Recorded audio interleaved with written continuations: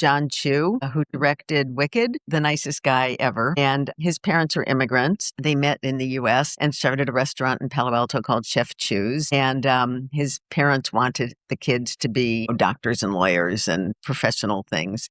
And from fourth grade, all John wanted to do was make movies that he had sort of discovered. And it's like all he wanted to do. And his parents thought it was kind of stupid. So I think he was in ninth grade and he was supposed to be sleeping and he was doing a video on his laptop. And his mom came in and said, "Put that nonsense away. You've got to get your rest so you do well in school tomorrow." And he burst into tears and he said, "You can't make me stop. This is what I love. This is what I want to do for my life."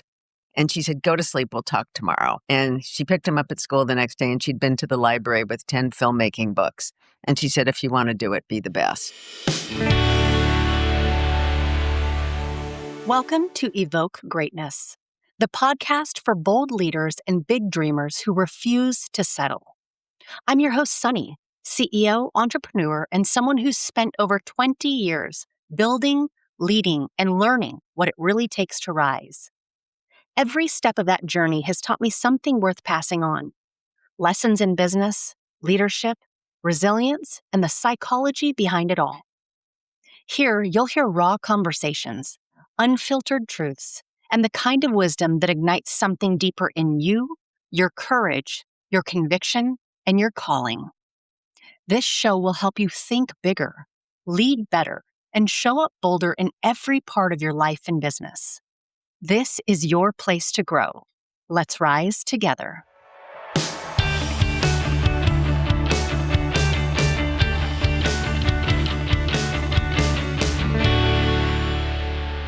And it's like, gosh, if we just leaned in a little bit more, even as parents, right? Because it's not necessarily, it's like the caught, not taught. So if you're exhibiting some of these things, your kids are catching you doing these really cool things, taking a risk, trying something, viewing something a little bit different than maybe the rest of the world views it. I think that's so much about like how they go, maybe I could try something. Maybe I could see this a little bit differently. And then they actually take the chance on doing it. Yeah, I did something earlier in the week and I actually posted about it on Instagram because I walk 5 miles a day and like I drive to an appointment and then I come home and then I walk 5 miles. Or if I'm in Miami, I walk 5 miles in the morning because it gets hot and then I come home and then I drive to my appointment. And I was like, why don't I just walk to my appointment? Right. Why was I doing it the way it's always been done just because that's how people always do it? That's kind of stupid. I can just walk to get my hair cut and then walk back and then I don't have to walk in the neighborhood. Right. Yeah.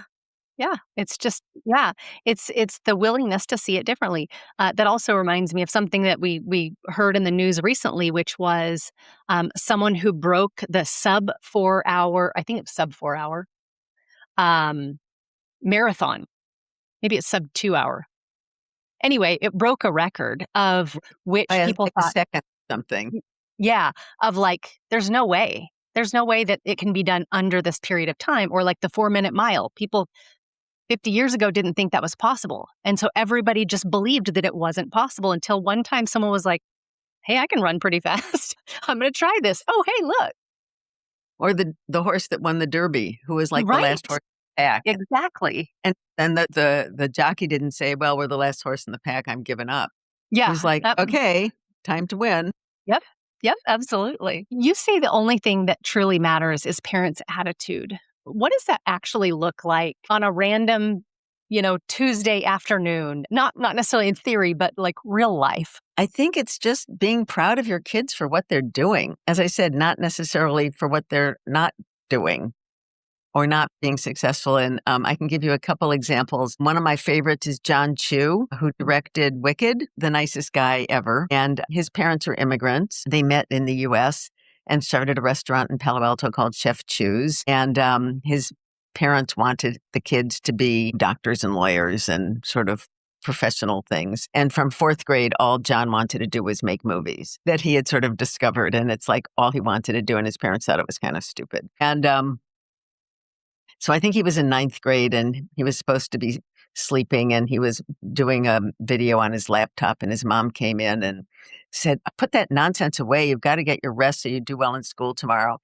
And he burst into tears and he said, "You can't make me stop. This is what I love. This is what I want to do for my life." And she said, "Go to sleep. We'll talk tomorrow." And she picked him up at school the next day, and she'd been to the library with 10 filmmaking books. And she said, "If you want to do it, be the best." Oh, that's a perfect example. That's a perfect example. You have another story about Tony Hsieh, the Zappos CEO, asking Elliot if there were people at the summit that he'd only hang out with, or that he wouldn't hang out with other than the fact that they were there. No, if they weren't famous. If they weren't famous.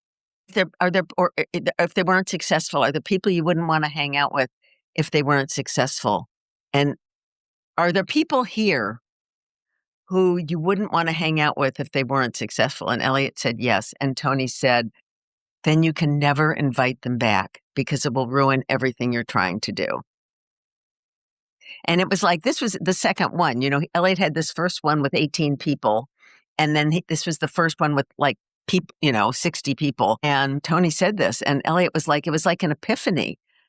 Up until, he had just been inviting successful people, people with X amount of, EBITDA or whatever. And it was an epiphany. And he said, I'm not going to invite people with a certain amount of, income or, revenue.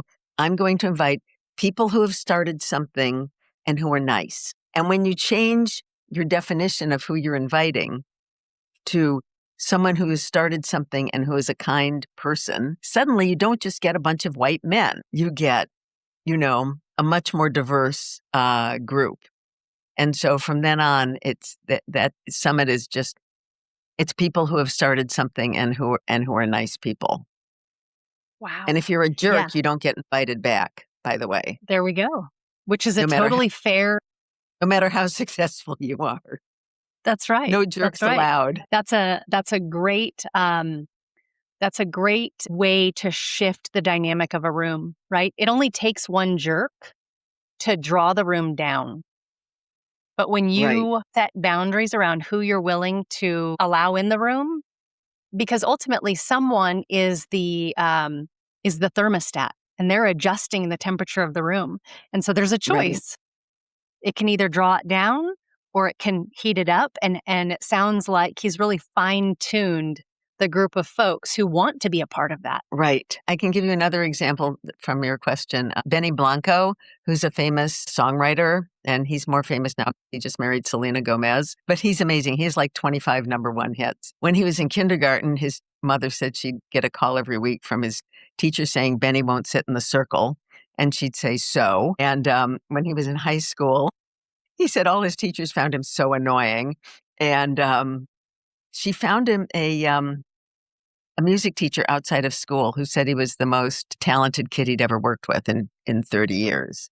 And that meant more to Benny than whatever his high school teachers thought of him. So she went out of her way. She knew his teachers didn't like him and didn't think much of him. And she went out of her way to find someone in the field that he was interested in who thought he was amazing. So there's things parents can do.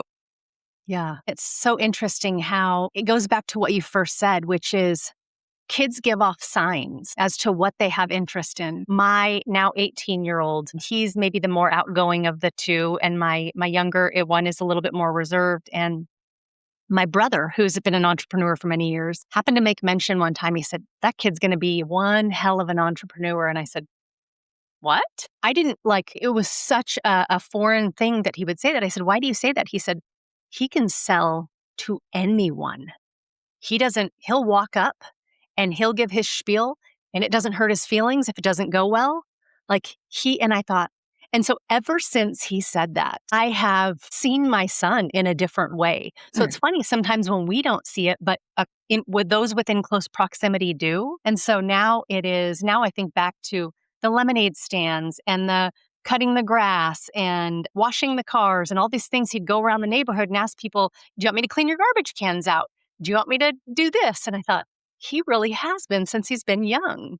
And so having him lean into those things, be willing to take the risk around it and have parents who feel like, frankly, kid, go at it. Go Right. at it. Worst case scenario, you fall down, you skin your knees, and you get back up. Right. No, that's great. I love that. Okay, quick pause to tell you about my partners at Row Nutrition. I came to them as a customer first. I have both Hashimoto's and I am smack dab in the middle of perimenopause. Their liposomal supplements have been a game changer for my brain fog, fatigue, and inflammation.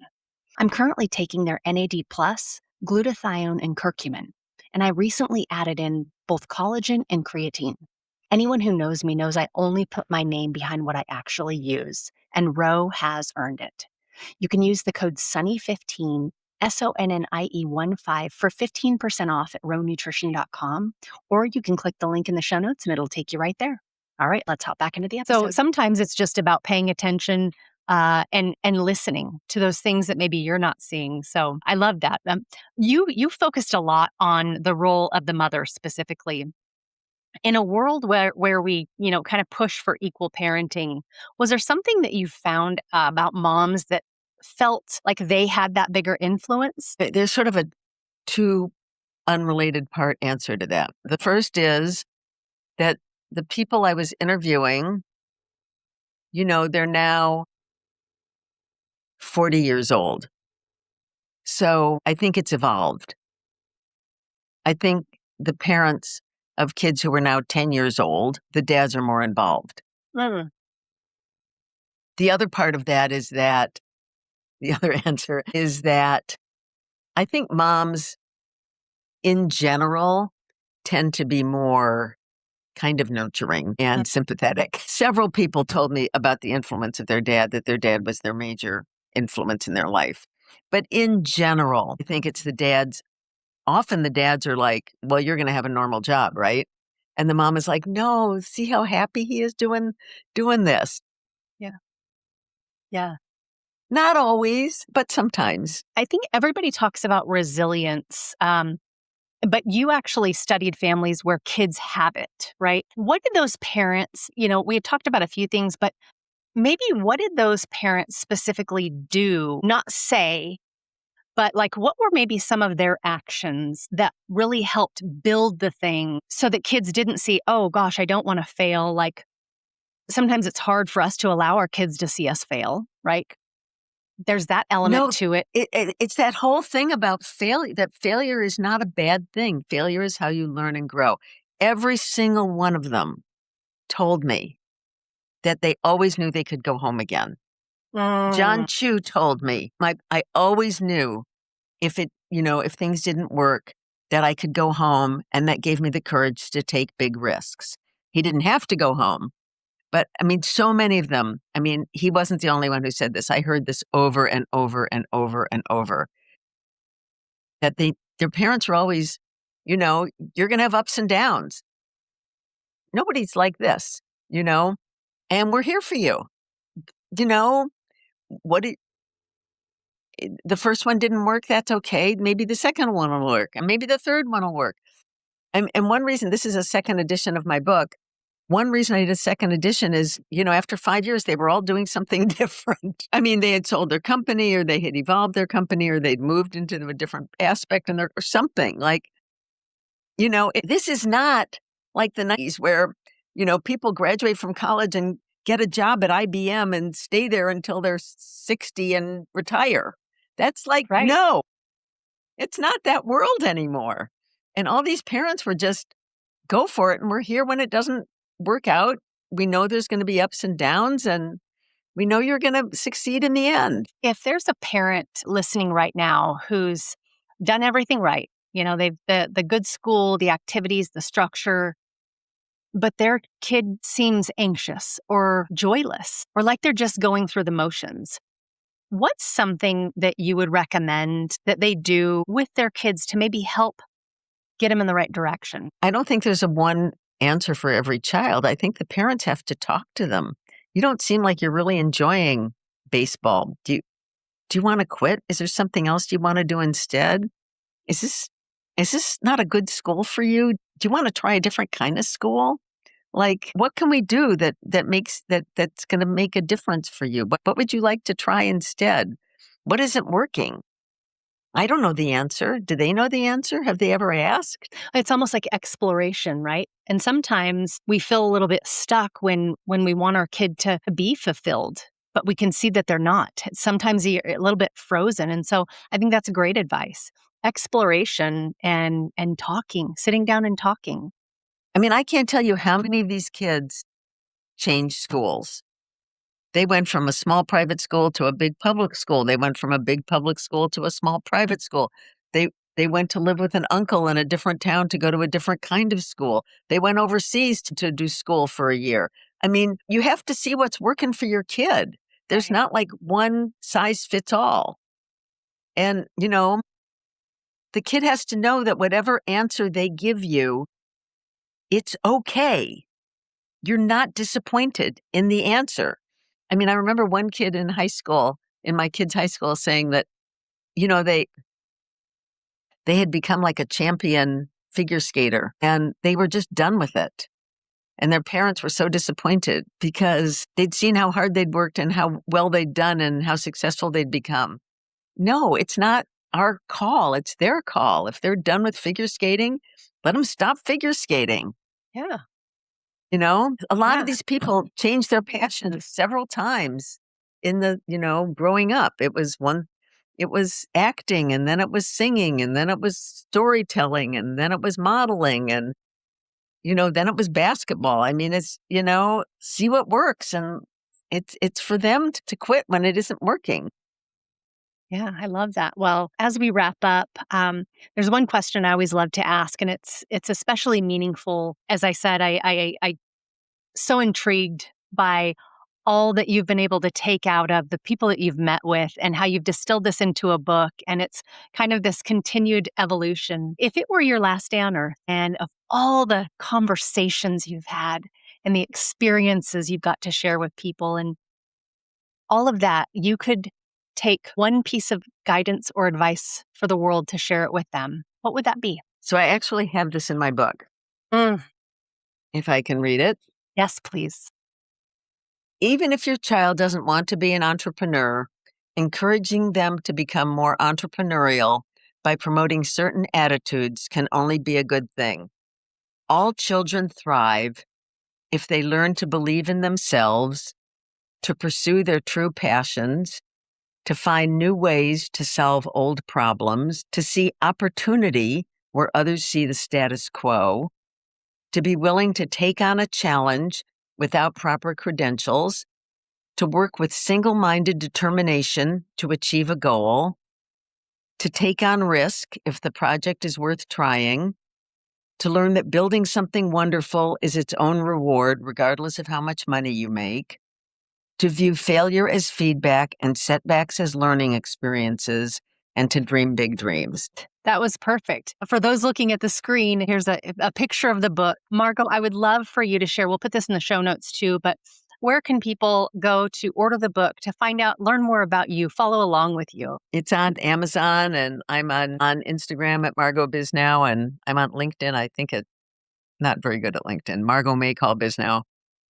And I have a website, raisinganentrepreneur.com, that has links to like the 100 articles I've written. Excellent. Well, a lot of parents listen. And so I think this is going to be, like I said, really meaningful. It's especially meaningful to me. So I sure do appreciate your time. I appreciate the good works that you've been doing and how you've really leaned in to your children, even as adults. And I think other people's parenting and kids leaning into the entrepreneurial side of the world are going to benefit as a result of it. So I appreciate you. Thanks, Sunny. This was so much fun. I loved your questions. Okay, stay with me for just a second before you go. Living with Hashimoto's and being in the middle of perimenopause means brain fog shows up in the middle of conversations, decisions, and moments that matter. And I refuse to stay there. I'm very selective about what I put in my body. Intentional. So when Meraki Blue came to me wanting to support this community, I said yes because I already believed in what they do. Methylene Blue, mitochondrial health, cognitive performance, mental clarity. It works for me. I want it to work for you too. Meraki Blue is giving the Evoke Greatness community 20% off. Use the code EVOKEGREATNESS, all caps, no spaces at checkout.